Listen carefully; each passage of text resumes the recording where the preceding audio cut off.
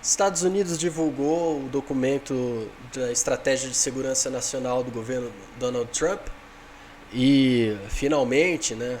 E estava sendo muito debatido, já muito especulado, qual seria o conteúdo desse documento, que mostra, né, como o país se vê diante do mundo atual, como ele pretende agir, né, em face dos desafios planetários. O, Tem consequências óbvias para o Brasil esse documento, porque pela primeira vez em muitas décadas a América Latina surge como protagonista dos interesses de Washington.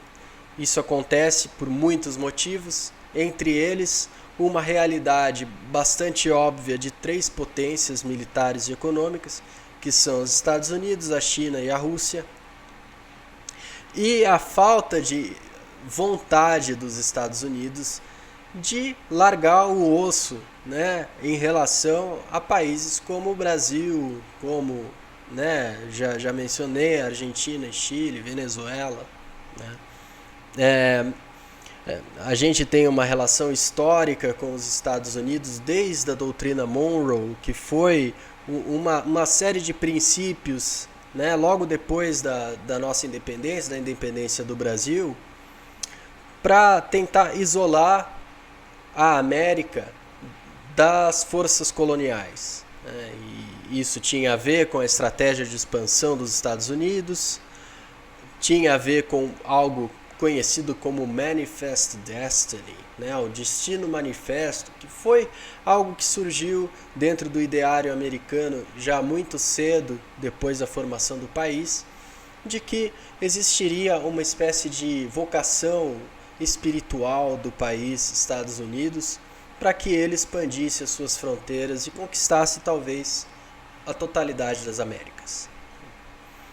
Essa doutrina Monroe foi sendo atualizada década após década, teve alguns corolários. Né? O corolário, o que é? O corolário é um item de uma lei, por exemplo. Né? A lei é X e um item específico, né, diz respeito a um caso especial.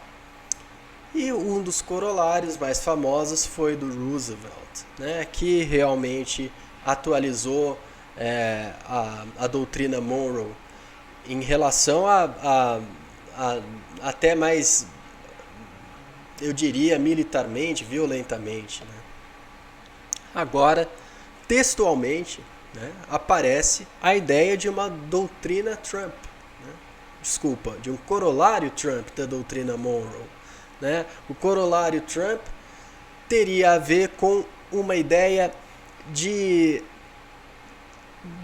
digamos, instrumentalizar a luta contra as drogas de maneira estratégica, de maneira diplomática.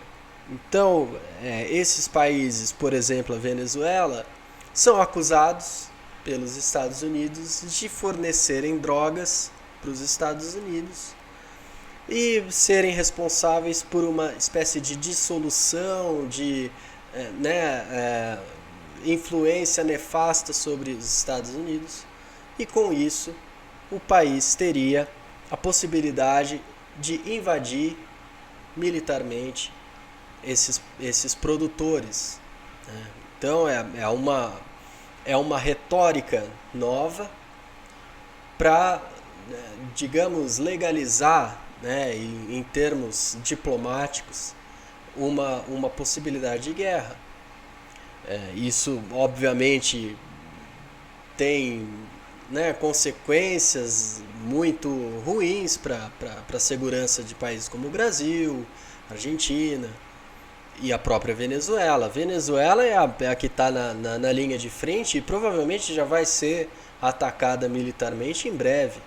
Né? E isso tudo tem a ver com o corolário Trump, que vai ser usado diante das cortes internacionais, se necessário, vai ser usado como discurso diplomático para dar legitimidade ao uso militar, né, ao avanço das armas americanas, para conseguir, né, teoricamente, enfrentar esse narcotráfico. O problema todo tem a ver com essa divisão nova do mundo, em que existe os Estados Unidos, a Rússia e a China brigando por poder. Os Estados Unidos não está interessado em deixar a América Latina à mercê da China. Então, essa aproximação pode vir, por exemplo, através de novas bases militares, de ocupação terrestre, de ocupação das águas internacionais.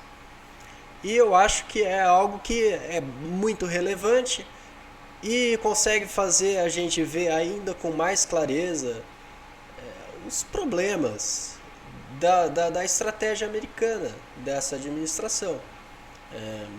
Não sei se alguém esperava algo genial desse documento, né?